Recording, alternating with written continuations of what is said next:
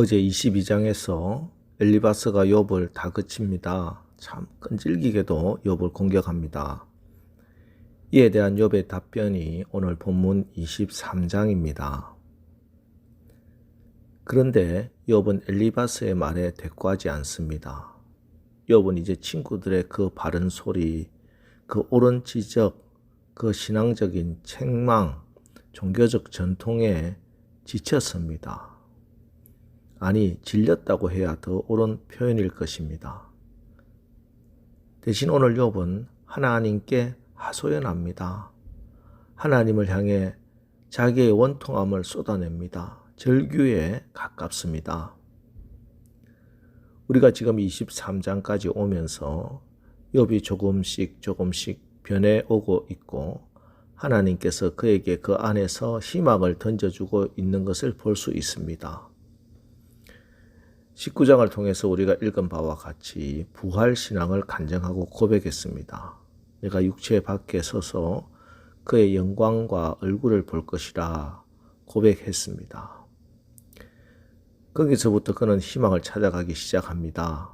그리고 오늘 23장에 오면은 그 희망이 더 구체화되어서 나타납니다.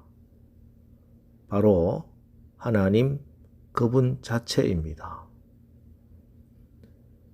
지금 욥의 탄식의 이유는 자신의 경제적인 파산, 자식을 잃음, 자신의 질병 때문이 아닙니다. 물론 그랬던 적이 있었는지 모르지만 지금은 분명히 아닙니다. 지금 욥의 탄식의 이유는 하나님입니다. 3절로 5절입니다. 내가 어찌하면 하나님을 발견하고 그의 처소에 나아가랴. 어찌하면 그 앞에 내가 호소하며 변론한 말을 내 입에 채우고 내게 대답하시는 말씀을 내가 알며 내게 이르시는 것을 내가 깨달으랴. 예, 지금 욥의 소원은 단 하나입니다. 다른 것이 아닙니다.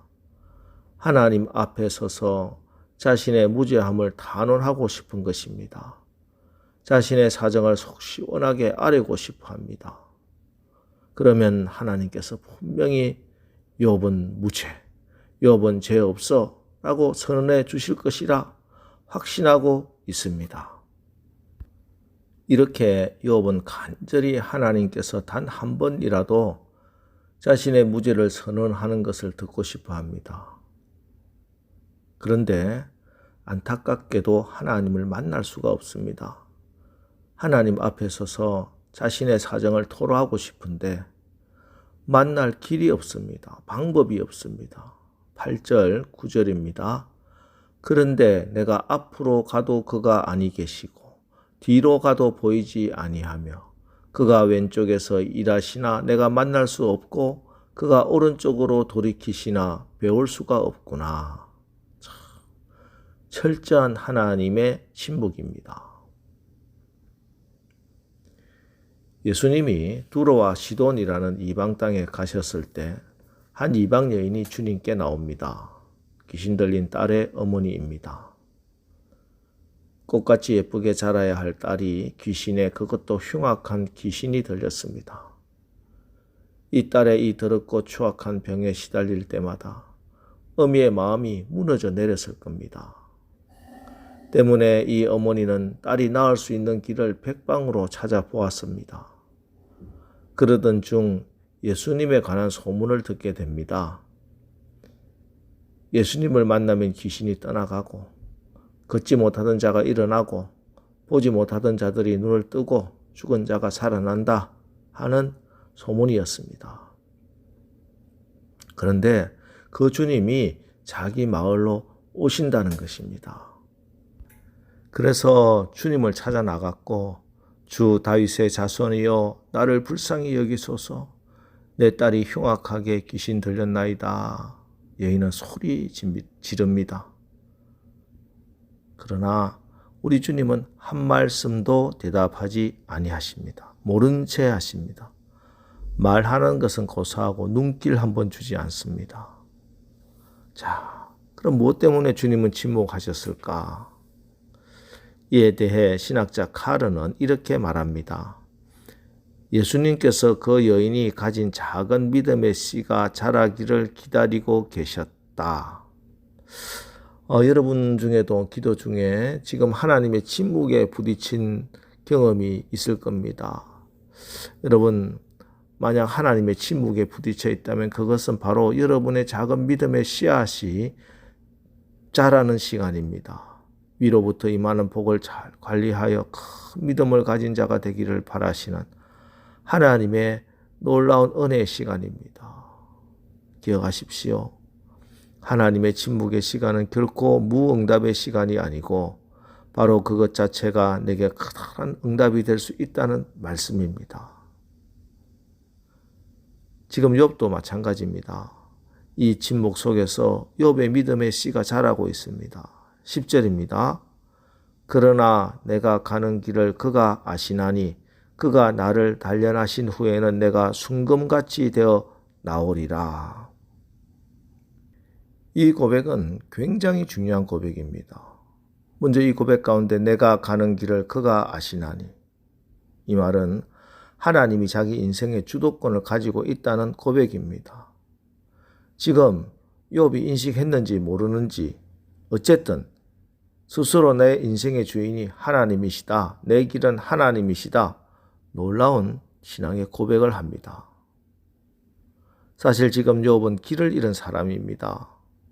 1장에서 큰 고난을 당해서 22장까지 올 때까지 그는 어디에 내가 서 있는 것인지, 내가 도대체 어디로 가야 할지 전혀 모르는 길을 잃은 상태였습니다.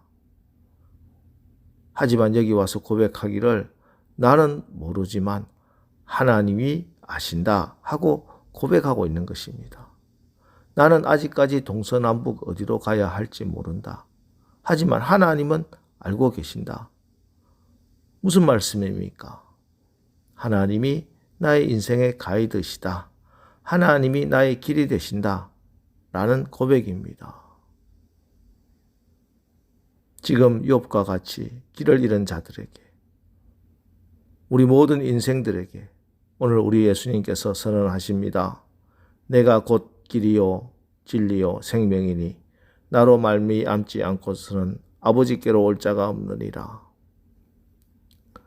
박광수 씨가 쓴 참 서툰 사람들이라는 책에 나오는 나침반이라는 글입니다. 예전에 어린 나는 가슴 속에 나침반이 하나 있었다. 그래서 어디로 가야 할지를 모를 때 가슴 속에 나침반이 나의 길로 나를 이끌었다.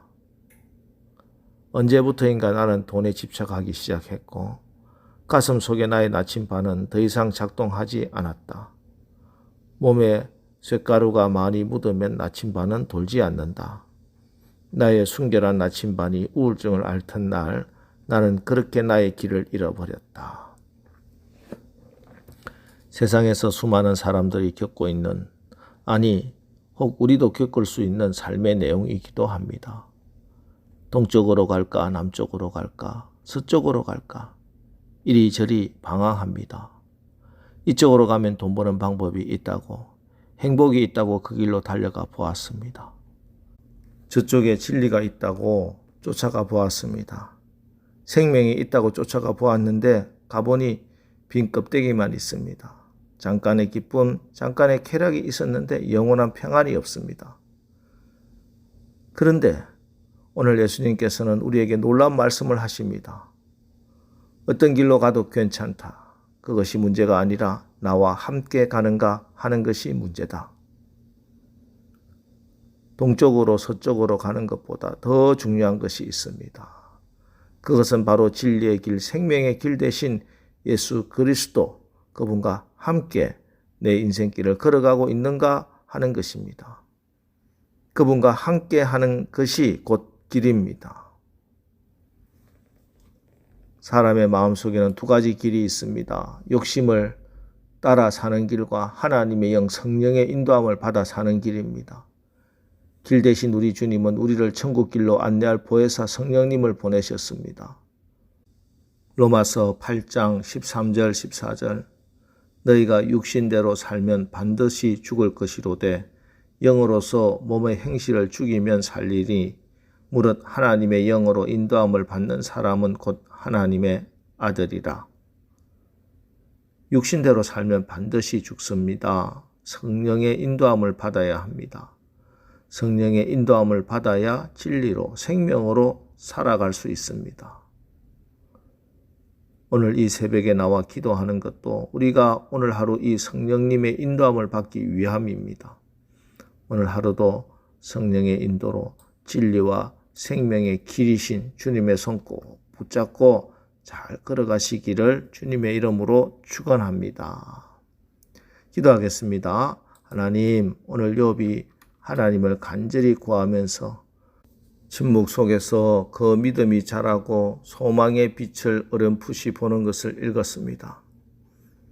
우리가 침묵이라는 이 연단과 훈련을 잘 통과함으로 하나님께 더 가까이, 더 큰 하나님의 은혜 바다로 나가게 하옵소서.